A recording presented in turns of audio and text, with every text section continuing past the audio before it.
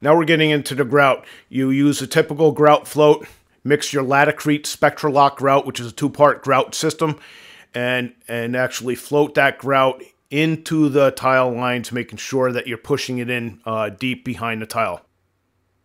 At this point, we're going to be getting ready to hang the liner, so I'm taking all of the screws, all the long screws we provided, out of the skimmer extensions. The top skimmer extension will stay in place because it's now grouted in place. The bottom skimmer extension needs to come out and be put on the deck for the installation of the liner.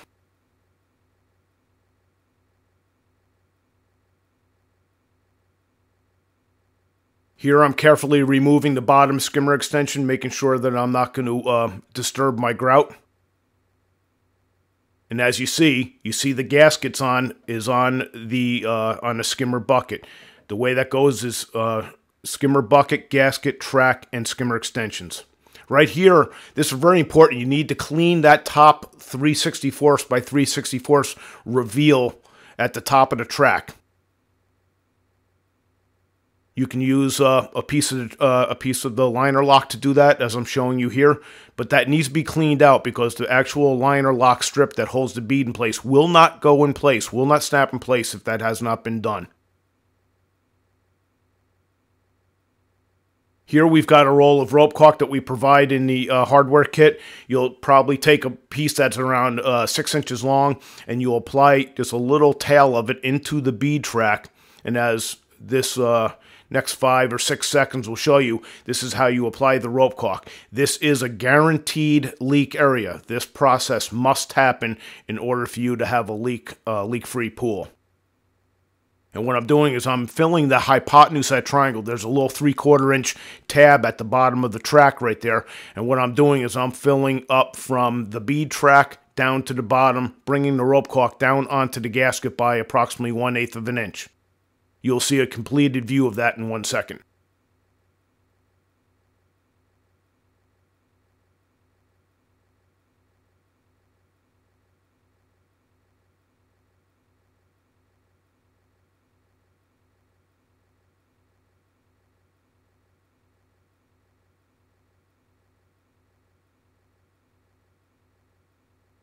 That is what the rope caulk should look like in its completed view. Now we're going to go over to the left-hand side of the skimmer and do the same thing. The reason I'm taking this much time on this process is this is very, very critical. You will be doing this same process at the step termination block area also. It's an exact view of the same process we're doing here, but needs to be done at the bottom termination block, which is right here, which I'm showing you right here. That same rope caulk process gets done right there. Now we're going to get ready to hang the liner into the track. Understand that the liner bead can only go in from the bottom first and then roll the top of the bead in to the top. Bottom of the bead needs to go into the track first and then roll the top of the bead into the track.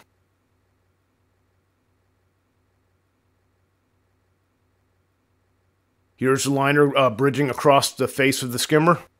Again, I'm pushing the bead from the bottom in first and then rolling the top in place.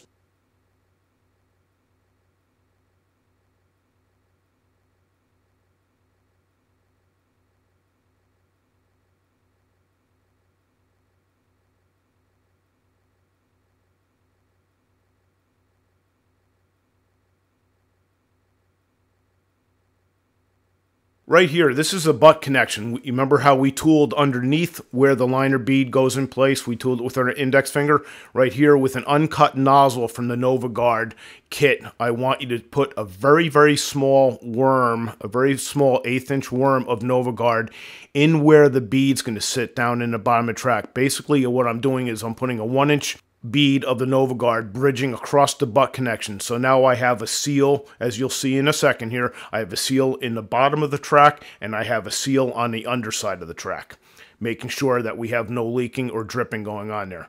Here it is, I'm rolling the bead back into the track, knowing that I have a seal now at the bottom. We're going to be applying the bottom skimmer extension now. Those two male tabs need to go into the female groove of that liner bead, as I'm showing you right here. It is mandatory that those two engage.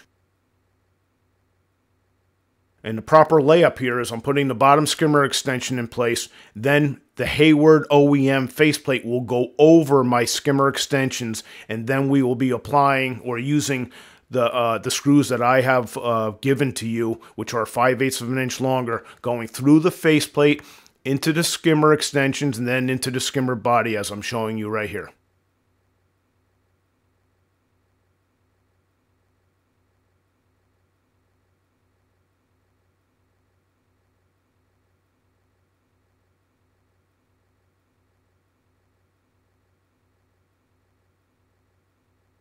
I'm using this cordless drill right here, and I'm not applying a lot of force to the screws. I always go back through with a number 3 handheld screwdriver and torque the screws down by hand after I'm all completed. Here's where I'm showing you that bottom skimmer extension stayed in place in the female groove of that liner bead. That's important that you inspect that.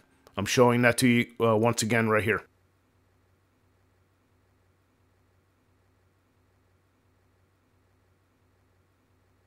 Once again, I'm showing you I got number 3 handheld screwdriver. I'm going in and torquing them down. This is the 12-foot pieces of liner lock extrusion. Keep in mind, don't forget to clean the top of that track out. Get all the grout out from inside that little 3/64 by 3/64 reveal. Put the bottom of the liner lock in first, and you will see the top part of that liner lock snap in place as I'm showing you right here. What I'm showing you here is that there's a bottom piece of extrusion which is larger. That goes into the female slot of the liner bead. And the angular piece, which is at the top, actually is the top part of that snap-in. And that will snap into the top of the Tru-tile track. So I'm showing you right here. I'm actually feeling that liner lock extrusion snap in place. If you can't hear snap in place, you did not get it in properly.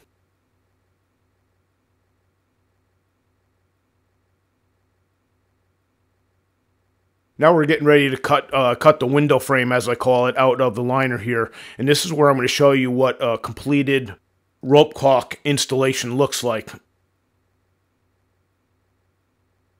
Again, we've taken some time here to show you this carefully because this is a very, very important part right here to make sure that you've sealed that off.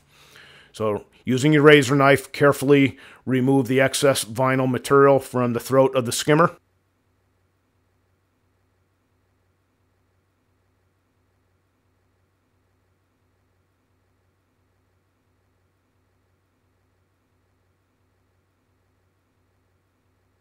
And what you'll see here in a moment is that after we tightened down all the screws on the skimmer, it actually extruded that rope caulk from left to right, making a seal in that area. That's what I'm showing you right here. I can actually see my rope caulk cut from when I took the razor knife and cut my vinyl out from the throat of the skimmer.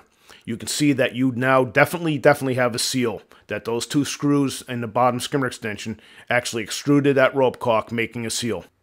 This is a very critical part of this job. Make sure that that has happened. And again, repeating myself, this same process will happen at the step termination block. Here's other skimmer applications. We offer to you a top mount skimmer panel. We have a 1084 and a 1085 pre-cut and pre-drilled piece of skimmer track if you wish to use this application, the top mount skimmer. Keeping in mind that this application, you do not use skimmer extensions. It's not necessary. And as we go through, I'll show you why. But you want to put NovaGuard on the face of the skimmer and then put the track in place, as I'm showing you here. And then you'll use the Hayward OEM screws to actually mount the track to the skimmer, as I'm showing you in these frames right here. Again, you will put NovaGuard on the face of the skimmer, put the track in place, and then you'll want to countersink the holes in the track so that the screws sit flush against the track face, and then go ahead and run the OEM Hayward screws into the skimmer body, just as you would a faceplate. Again, this is a top mount skimmer application. We do provide panels for this application. Here's showing where I've tiled into the skimmer body. Again, no skimmer extensions are used. This is going to be the finished look. just like the gunite market. Real beautiful look.